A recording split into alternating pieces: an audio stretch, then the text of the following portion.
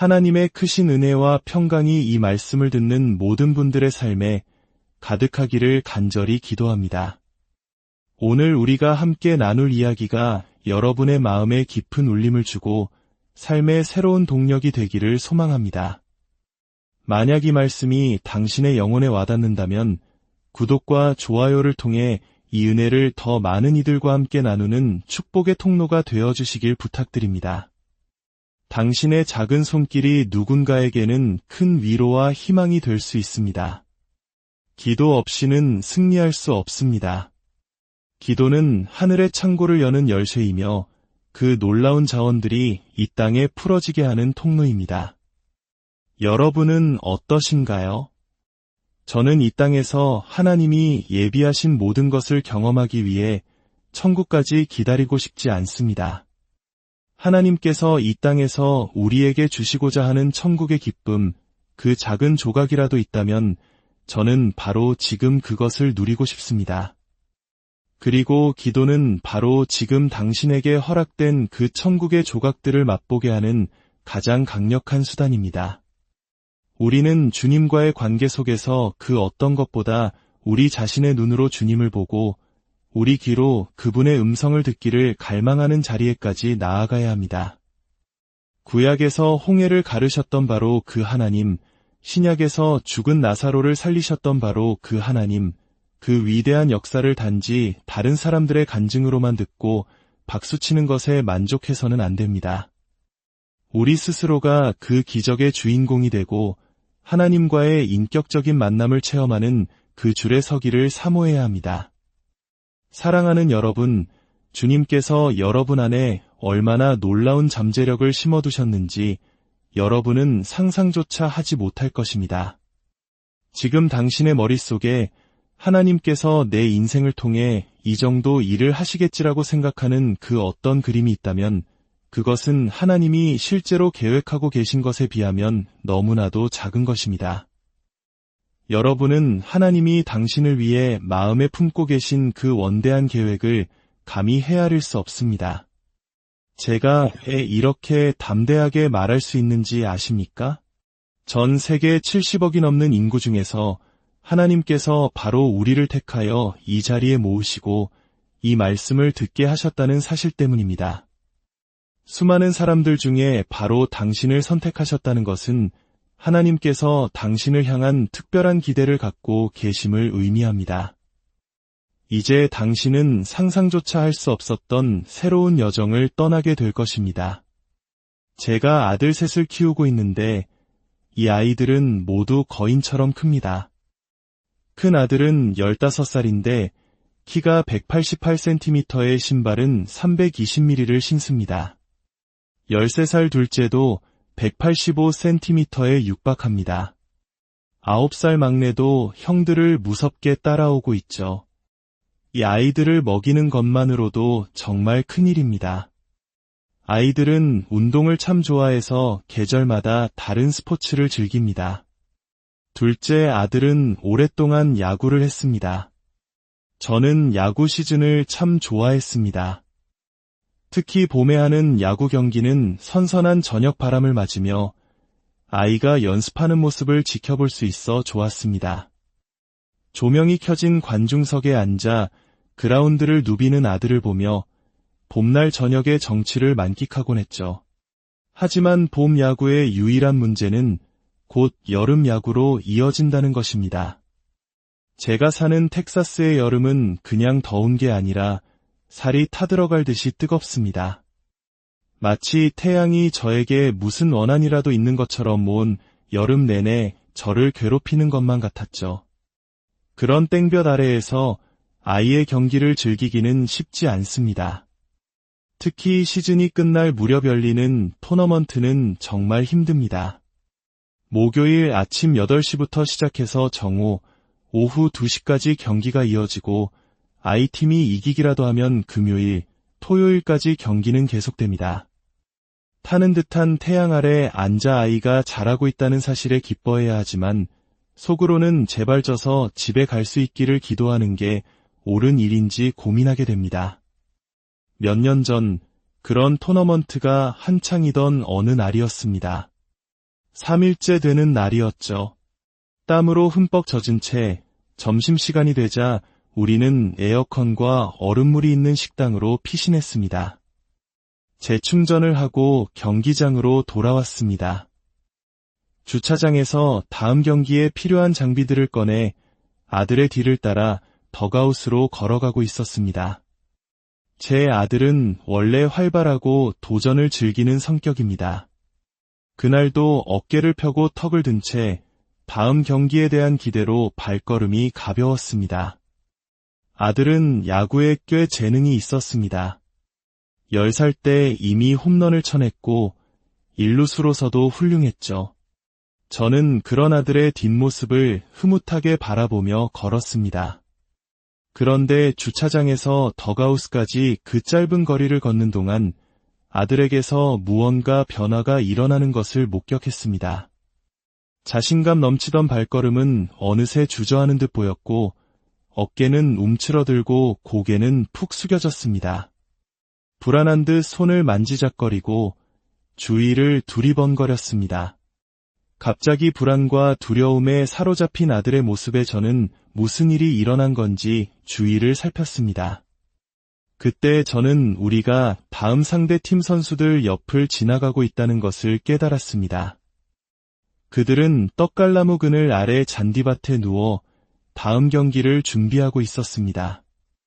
자세히 보니 그들은 시즌 초에 우리 팀을 그야말로 완패시켰던 바로 그 팀이었습니다. 우리에겐 완전한 굴욕이었죠. 그들은 정말 진지한 야구 선수들이었습니다. 아들이 그들 옆을 지나갈 때 2명의 선수가 속삭이는 소리가 들렸습니다. 한 명이 다른 선수에게 말했죠. 저기 저 레드삭스 팀의 덩치 큰 애 지나간다. 홈런 쳤던 애 맞지? 응, 일루수였던 애. 우리가 친 공 다 잡아냈던 애잖아. 상대팀 선수들의 입에서 자신의 이름이 오르내리는 것을 들었을 때 제 아들에게 놀라운 변화가 일어났습니다. 축 처져 있던 어깨가 다시 쫙 펴지고 턱이 들렸습니다. 발걸음에는 다시 활기가 넘쳤습니다. 사실 경기 시작 전에는 오히려 아들을 좀 진정시켜야 할 정도였죠. 정말 놀랍지 않습니까? 적이 당신을 보고 어떻게 생각하는지를 제대로 엿듣고 이해할 때 당신의 태도가 어떻게 변하는지요. 도전이 사라지는 것은 아닙니다. 하지만 그 도전을 마주하는 당신의 자세가 달라집니다. 왜냐하면 하나님의 아들이나 딸이 다가오는 것을 볼 때 적은 두려움에 떤다는 사실을 깨닫기 때문입니다. 당신 때문이 아니라 당신 안에 살아계시는 하나님의 성령 때문에 말입니다. 오늘 저는 여러분에게 말씀드리고 싶습니다.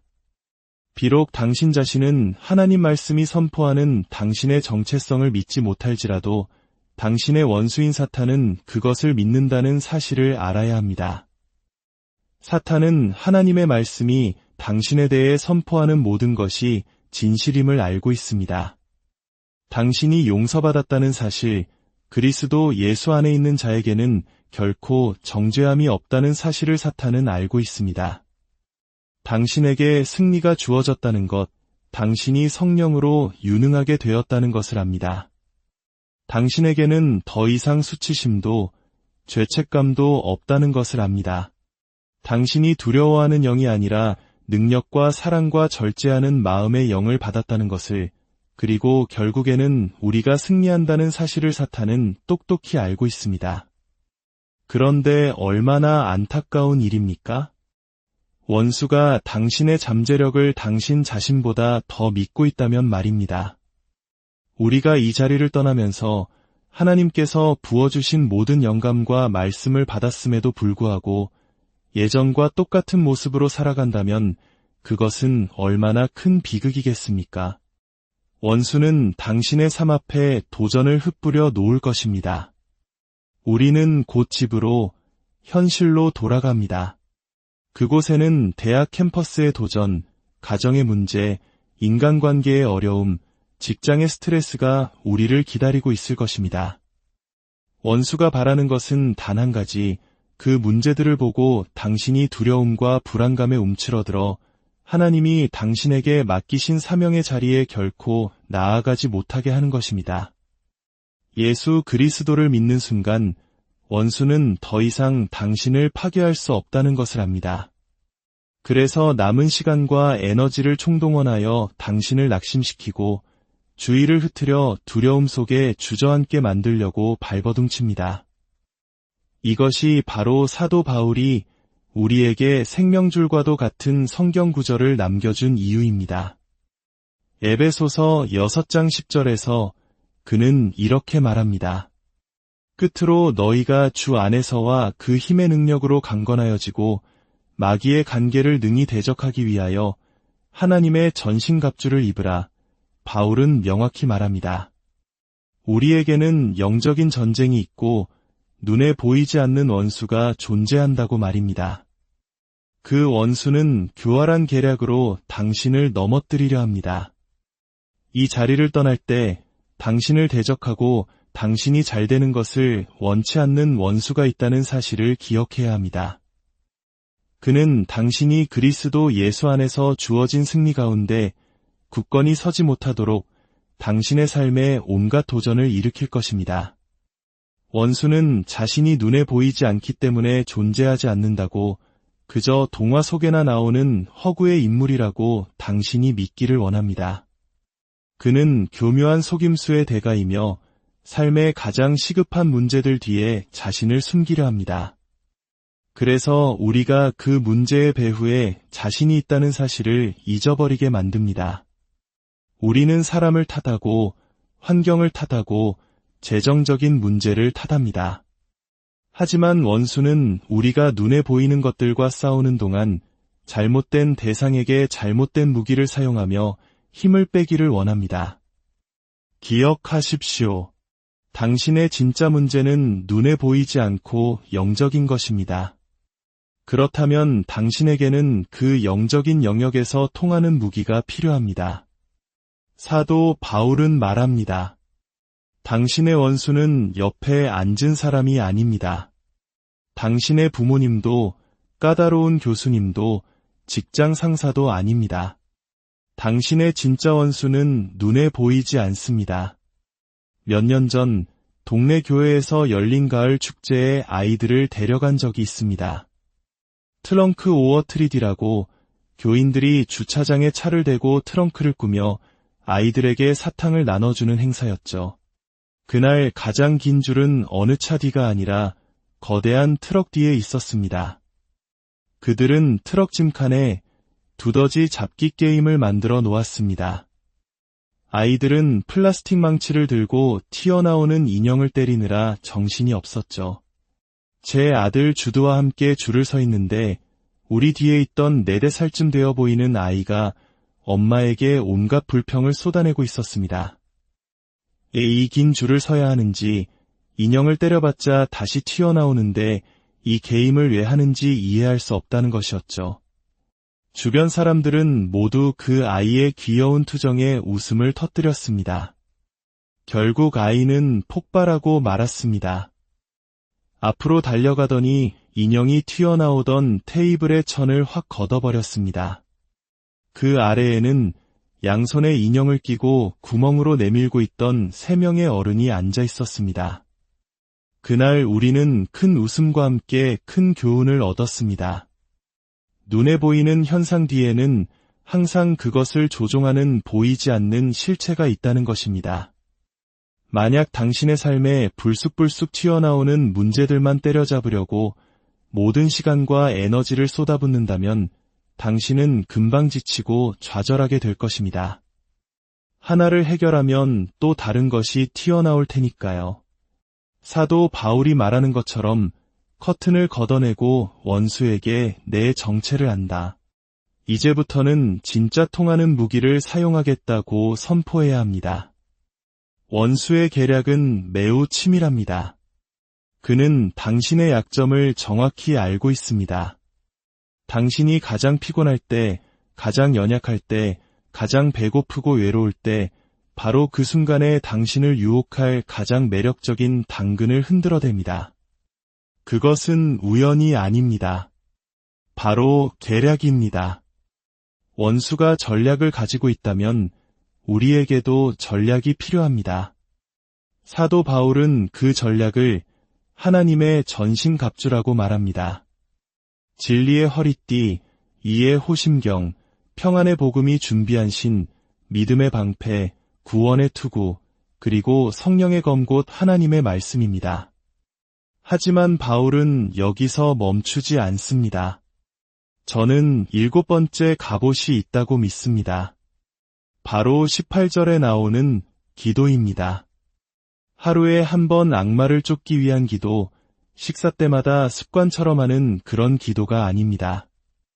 열렬하고 최우선 순위에 두는 기도를 말합니다. 기도 없이는 승리할 수 없습니다. 기도는 하늘의 자원을 이 땅에 풀어내는 열쇠입니다. 기도는 어둠의 왕국을 뒤로 밀어내는 능력입니다. 예수님께서 내 집은 기도하는 집이라고 말씀하신 이유가 바로 여기에 있습니다. 그리고 또 하나의 중요한 갑옷이 있습니다. 바로 유의 호심경입니다. 유란 무엇일까요? 그것은 바로 올바른 삶입니다.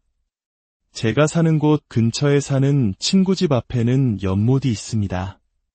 가끔 아이들을 데리고 낚시를 하러 가죠. 연못가에는 작은 금속 보트가 한 척 있는데 항상 뒤집혀 있습니다. 빗물이 고이지 않게 하기 위함이죠. 그런데 그 보트를 바로 뒤집을 때마다 그 밑에서 무언가가 튀어나옵니다. 개구리일 수도 있고 다른 생물일 수도 있고 최악의 경우 뱀이 기어 나올 수도 있습니다. 왜냐하면 그 보트 밑은 축축하고 어두워서 그런 생물들이 살기에 완벽한 환경이기 때문입니다. 저는 한 번도 그 생물들을 초대한 적이 없습니다. 하지만 뒤집힌 보트가 만들어낸 환경 자체가 그들에게는 충분한 초대장이었던 것입니다. 의는 하나님의 은혜와 축복의 햇살을 당신의 삶으로 초대하는 바로 세워진 삶입니다. 반면에 불의는 하나님의 진리와 어긋난 뒤집힌 행동입니다. 당신이 굳이 원수를 초대하지 않아도 당신의 뒤집힌 삶이 만들어내는 환경 자체가 원수가 당신 삶의 거처를 마련하도록 하는 초대장이 되는 것입니다.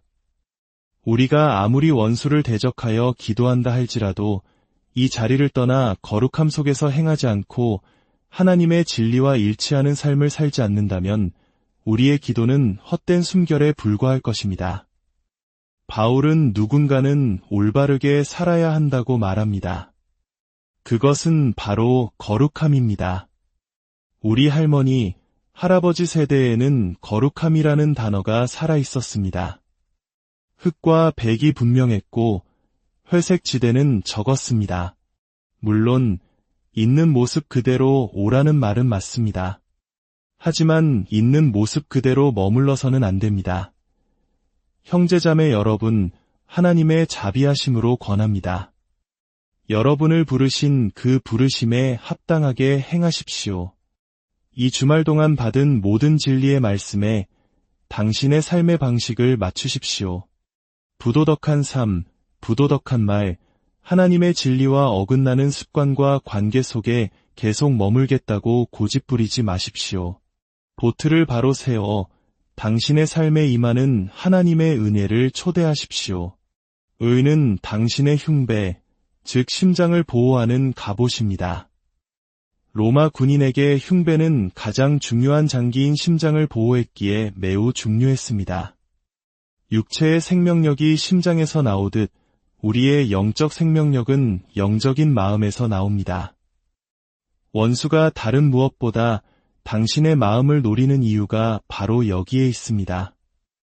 영적인 마음에 단 한 번의 타격만 가해져도 당신은 무너질 수 있기 때문입니다.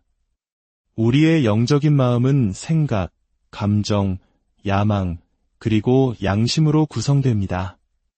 원수가 당신의 마음에 접근할 수만 있다면 당신의 생각과 감정을 조종하고 당신의 야망을 하나님의 뜻과 어긋나게 만들며 성령의 음성을 듣는 통로인 양심을 무디게 만들 것입니다.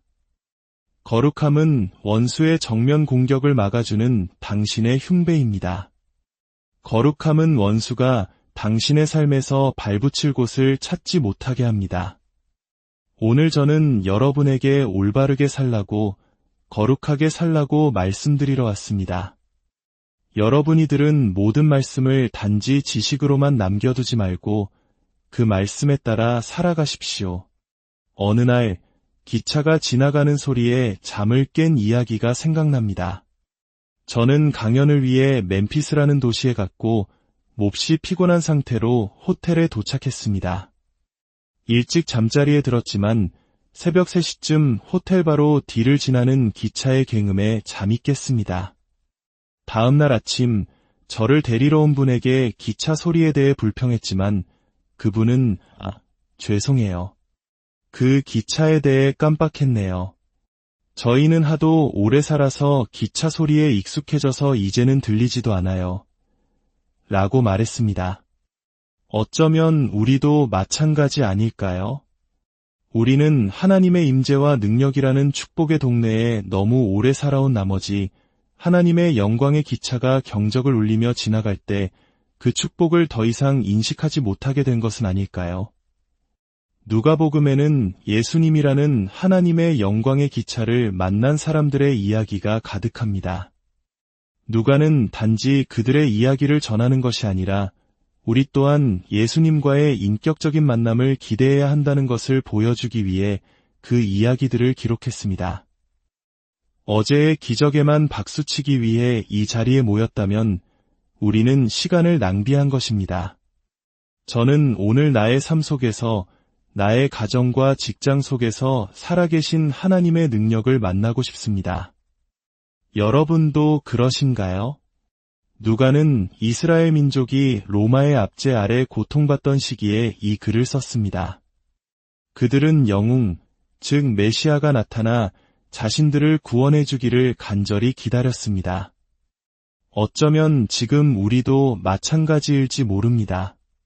개인적인 삶의 문제들, 가정의 어려움, 재정적인 고난 속에서 우리를 건져줄 영웅을 기다리고 있을지 모릅니다. 때때로 당신이 겪는 어려움은 원수가 당신을 대적하기 때문이 아니라 하나님께서 당신을 위하실 때 어떤 일이 일어나는지를 보여주시기 위함일 수 있습니다. 당신의 삶에 무대를 마련하셔서 그분이 나타나실 때 당신이 예수님과의 만남을 결코 의심하지 못하게 하시려는 것입니다. 마침내 예수님께서 이 땅에 오셨습니다. 하지만 비극적이게도 그분은 사람들이 기대했던 모습으로 오지 않으셨습니다. 백마탄 왕자도 권세 있는 정복자도 아니었습니다. 그 모든 신성과 권능이 연약한 아기의 모습으로 오셨습니다. 사람들은 자신들의 기대와 다른 모습으로 오신 그분을 알아보지 못했습니다. 오늘 본문에서 아기 예수님은 성전에 계셨습니다. 종교적인 의무를 다하기 위해 모인 수많은 사람들 한가운데 계셨지만 아무도 그들이 기도하던 바로 그분이 곁에 계심을 알지 못했습니다. 우리는 교회에 있으면서도 예수님을 만나지 못할 수 있습니다. 성경을 읽으면서도 그분의 음성을 듣지 못할 수 있습니다. 종교적인 활동에만 몰두하다가 정작 우리 영혼의 사랑이신 그분과의 인격적인 만남을 놓칠 수 있습니다. 그런데 그곳에 단 한 사람, 예수님을 알아본 사람이 있었습니다. 누가복음은 보라, 고 외치며 그를 소개합니다. 그의 이름은 시므온이었습니다. 그는 유롭고 경건하여 이스라엘의 위로를 기다리는 자였고 성령이 그 위에 계셨습니다. 다른 모든 이들이 눈이 멀었을 때 시므온의 눈은 열려 있었습니다. 그 비결은 바로 성령이 그 위에 계셨다는 것입니다. 예수님을 믿는 순간 우리는 성령님을 선물로 받습니다. 성령님은 우리 안에 거하십니다. 이것은 놀라운 축복입니다. 하지만 성경은 시므온에게 성령이 안에 계셨다고 말하지 않고 위에 계셨다고 말합니다. 성령이 우리 안에 거하시는 것과 우리 위에 임하시는 것에는 차이가 있습니다. 저는 성령님이 단지 제 안에 거하시는 삶이 아니라 성령님의 임재가 제 위에 머무는 삶을 살고 싶습니다. 제 삶이 하나님의 은혜와 기름 부으심을 끌어당기는 자석이 되기를 원합니다. 제가 어떤 일을 하거나 말을 할 때 사람들이 단지 저 사람이 있었네라고 말하는 것이 아니라 하나님의 임재가 저곳에 있었어라고 말하게 되기를 바랍니다. 그리고 하나님의 임재가 우리 삶 위에 머물도록 이끄는 단 한 가지가 있습니다. 그것은 바로 거룩함입니다. 자매 여러분, 하나님의 자비하심으로 권합니다. 부르심에 합당하게 행하십시오. 만약 우리가 이 자리에서 손을 들고 찬양하고 말씀을 읽는다 해도 문을 나서는 순간 들었던 모든 것과 상반된 삶을 산다면 우리는 시간을 낭비한 것입니다. 소셜미디어는 우리로 하여금 하나님 앞에서 거룩하게 행하는 것보다 사람들에게 멋지게 보이는 것에 더 관심을 갖게 만들었습니다. 우리의 셀카는 완벽한 조명을 받지만 우리의 심장에는 흉배가 없을 수 있습니다. 사람들의 박수갈채를 받지만 정작 하늘의 박수갈채를 놓칠 수 있습니다. 그러나 우리가 우리의 구주를 얼굴과 얼굴로 마주하게 될 날이 곧 올 것입니다. 그날 그분은 우리에게 얼마나 많은 팔로워가 있었는지 묻지 않으실 것입니다. 그분은 우리가 그분의 아들 예수 그리스도와 어떤 관계를 맺었는지 그리고 그분의 뜻대로 살았는지 물으실 것입니다. 저는 그날 잘하였도다. 착하고 충성된 종아라는 칭찬을 듣고 싶습니다. 시므온처럼 우리의 눈이 열려 주님을 분명히 보기 원한다면 우리를 구별되게 하고 다르게 만드는 하나님의 임재가 우리 위에 머물기 원한다면 우리는 거룩하게 살기로 결단해야 합니다. 모든 죄와 얽매이기 쉬운 것을 벗어버리고 인내로써 우리 앞에 당한 경주를 하며 거룩함을 좇아야 합니다. 지금 당신의 삶에 당신을 묶고 있는 사슬이 있습니까? 부적절한 관계, 끊지 못하는 습관, 떨쳐버리지 못하는 중독이 있습니까? 오늘 이 자리에서 그 사슬이 끊어질 수 있음을 믿으십시오. 성령의 능력으로 자유케 될 수 있습니다. 주 예수님, 이 자리에 선 모든 자매들을 위해 기도합니다. 주님께 온전히 항복할 수 있는 거룩한 담대함과 용기를 주시옵소서. 당신의 삶을 묻고 있는 그 죄와 속박을 두 손에 올려놓고 이제 그분께 온전히 내어드리십시오. 주님, 당신을 용서하시고 모든 불의에서 깨끗하게 하실 것입니다. 우리 삶의 모든 어두운 구석, 모든 속박, 모든 부도덕함을 예수 그리스도의 이름으로 주님께 내어드립니다. 모든 악한 영의 계획을 파쇄하여 주시고 우리를 묶고 있던 사슬이 지금 이 순간 예수 그리스도의 이름으로 끊어지게 하옵소서. 자유를 위해 우리는 자유롭게 되었습니다. 그러므로 굳건하게 서서 다시는 종의 멍에를 매지 맙시다. 우리는 예수님의 이름으로 자유합니다. 무파사의 포효가 신바 뒤에 있었던 것처럼 우리 아버지 하나님의 포효가 당신 뒤에 있습니다. 예수님의 이름으로 승리 가운데 걸어가십시오. 비할 데 없는 예수 그리스도